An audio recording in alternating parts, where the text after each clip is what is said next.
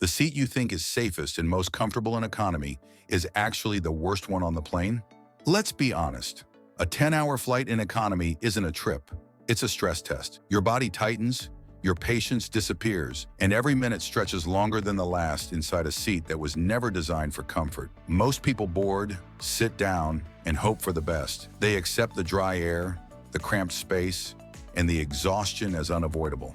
But after thousands of hours in the sky, I've learned something most travelers never do. If you leave your comfort to luck, you've already lost. I've walked off planes completely wrecked, and I've stepped off others feeling surprisingly normal. The ticket price was never the difference. The system was. Today, I'm revealing 15 survival strategies for 2026 that turn economy class from a punishment into a controlled environment. We'll break down the biology, the psychology, and the hidden geometry of the cabin. And by the time you reach the final tip, you'll realize everything you believed about the perfect seat was dangerously wrong. Let's dive in.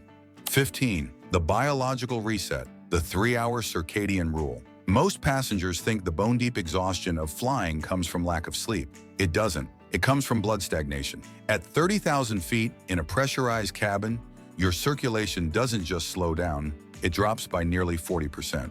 Your heart is working overtime, struggling to pump blood through veins that are literally being pinched by the edge of your seat.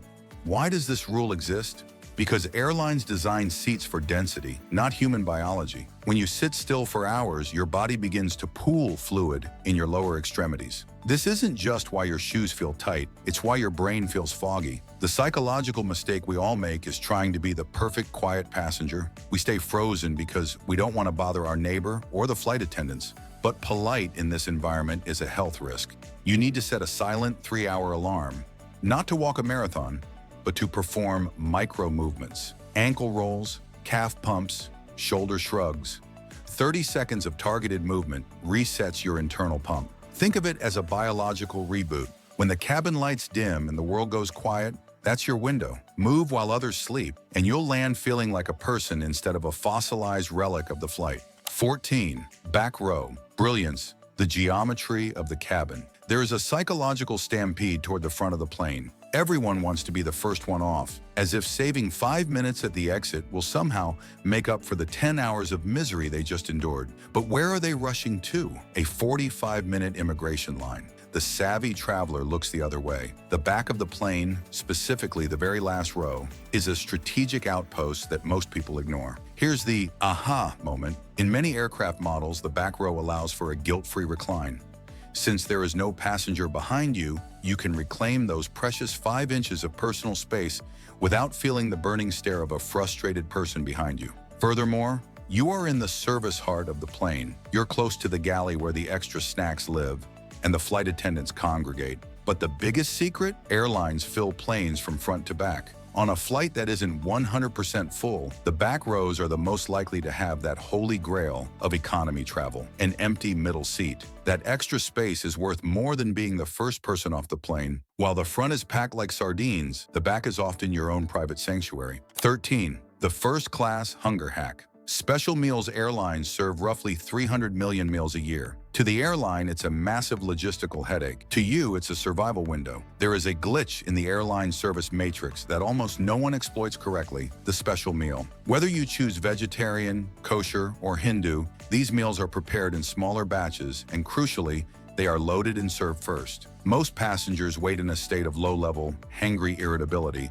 for the heavy carts to reach their row. By the time the chicken or pasta choice reaches row 45, the chicken is often gone, the pasta is a soggy mess, and you've been hungry for an hour longer than necessary. By ordering a special meal, you finish eating while the rest of the cabin is still waiting. This isn't just about the food, it's about the bathroom window. You can head to the lavatory to wash your face and brush your teeth while every other passenger is still trapped behind a tray table. You get to settle in for sleep while the rest of the plane is just beginning their post-meal chaos. And a pro tip from the crew: Hindu vegetarian meals are often the most flavorful because spices like cumin and turmeric maintain their integrity at high altitudes, whereas standard meals rely on salt, which our taste buds lose 30% of their sensitivity to in the dry cabin air. 12. Dressing for the microclimate. Stop dressing for the destination. Stop dressing for Instagram.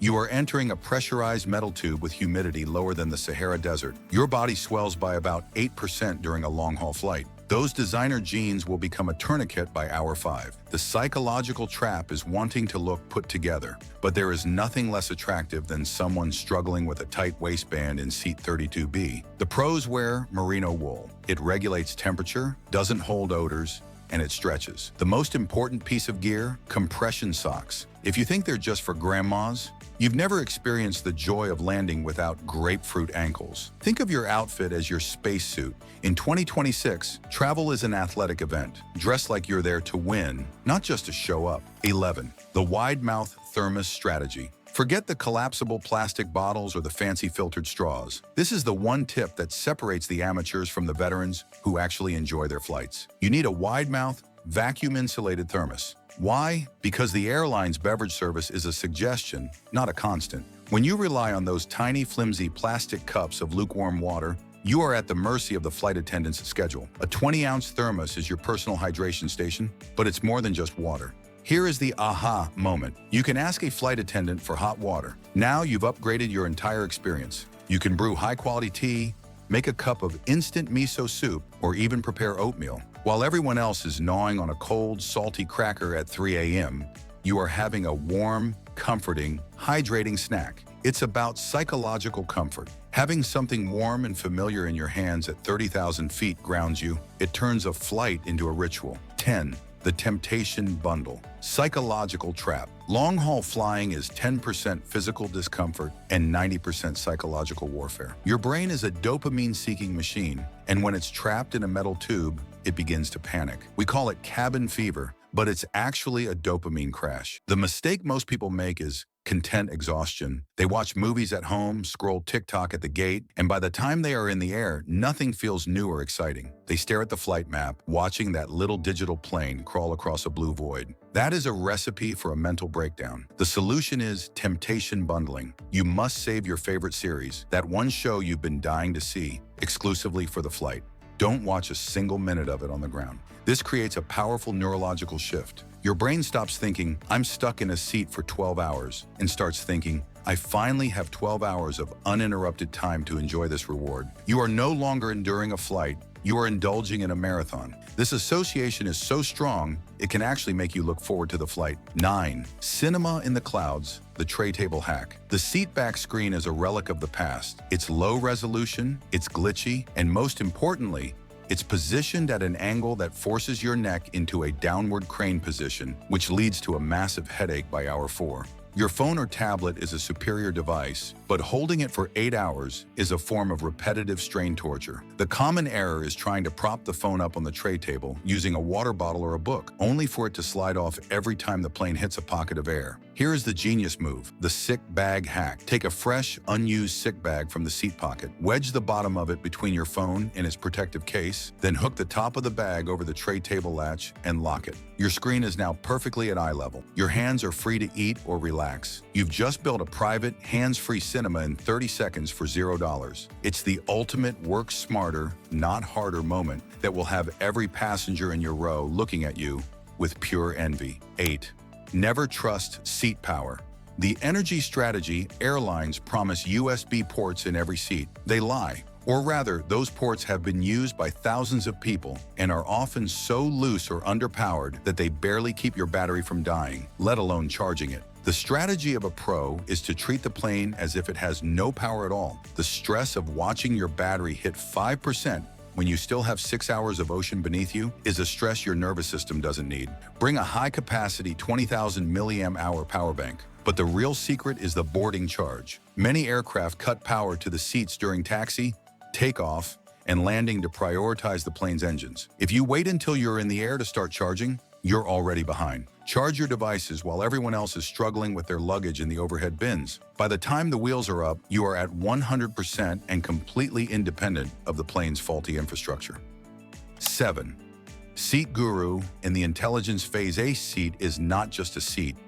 Within the same economy cabin, there are alpha seats and death trap seats. Most passengers look at the airline's seat map and pick whatever is closest to the front, thinking they've won. They don't see the invisible flaws. This is where SeatGuru.com comes in. You need to use it like a tactical map. It reveals the yellow and red seats that the airlines try to hide. For example, did you know that the last row of a section often doesn't recline at all because of the bulkhead wall behind it? Or that some seats have misaligned windows, meaning you're staring at a piece of plastic for 12 hours? Even worse is the bathroom symphony. If you're too close to the lavatories, you'll spend the whole night hearing the roar of the vacuum flush and smelling the blue chemical sanitizer. By checking the intelligence before you book, or even during the 24-hour check-in window, when better seats often open up, you are choosing your environment rather than letting the airline choose it for you. 6. The seat bag system versus the overhead bin. Nothing ruins the flow of a cabin more than the jack-in-the-box passenger,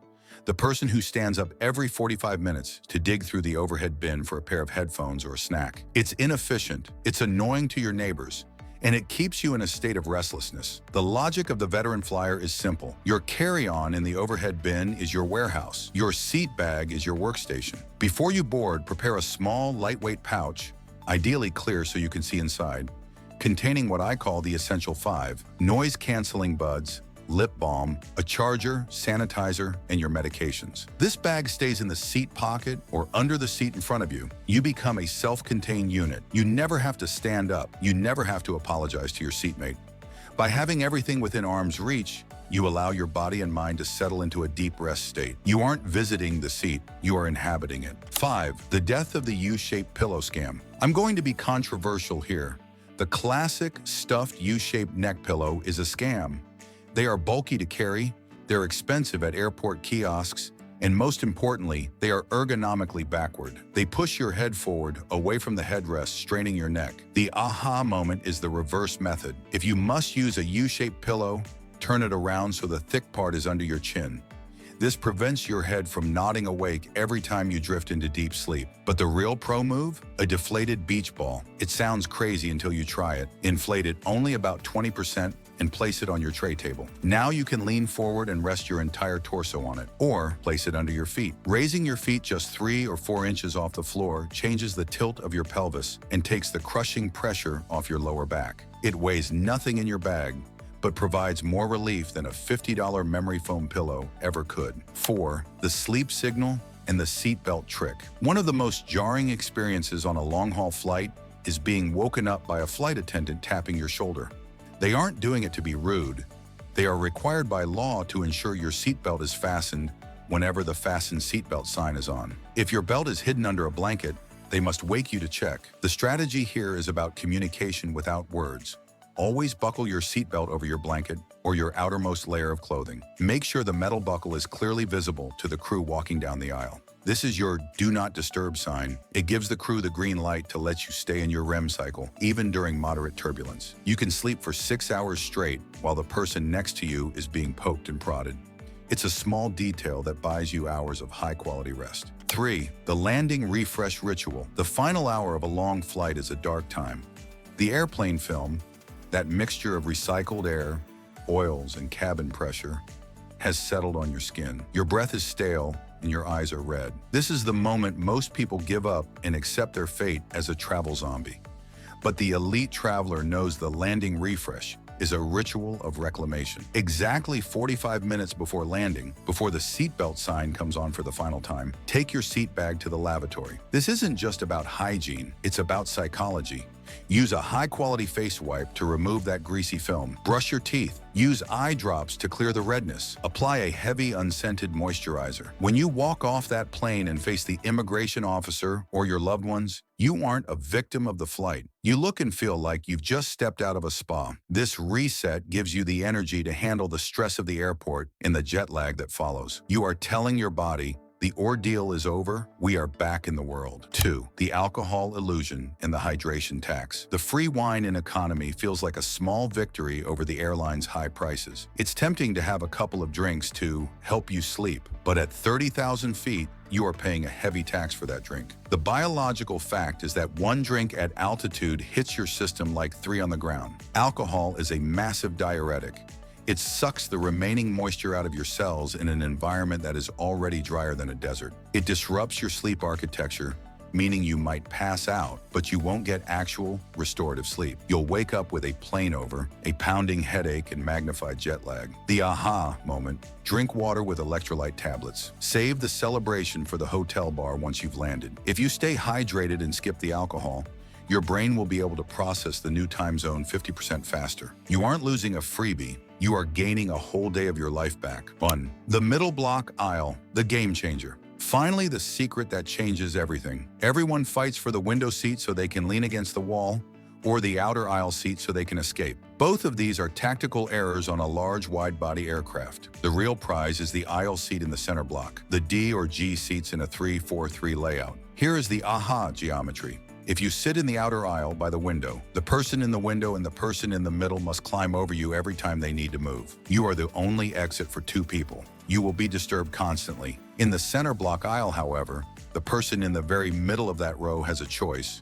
They can go left or they can go right. Statistically, they will only choose your side half of the time. You have just cut the probability of being disturbed by 50%. You still have the freedom to stand up and stretch whenever you want, but you gain the peace and quiet of a window seat. It is the single most intelligent seat choice an economy passenger can make. Flying economy doesn't have to be a story of suffering. It's a game of systems. When you stop being a passive passenger and start being an active operator of your own environment, the 12 hours between you and your destination become a sanctuary of productivity and rest. I want to hear your stories. We've all had that one flight from hell. What was the one thing that saved you? Or the one mistake you'll never make again? Drop it in the comments below. I read every single one. If these strategies change the way you look at your next boarding pass, hit that like button and subscribe to join our community of smart travelers. We're here to make sure you land ready to conquer the world, not just survive the flight. Safe travels. Fly smarter, not harder.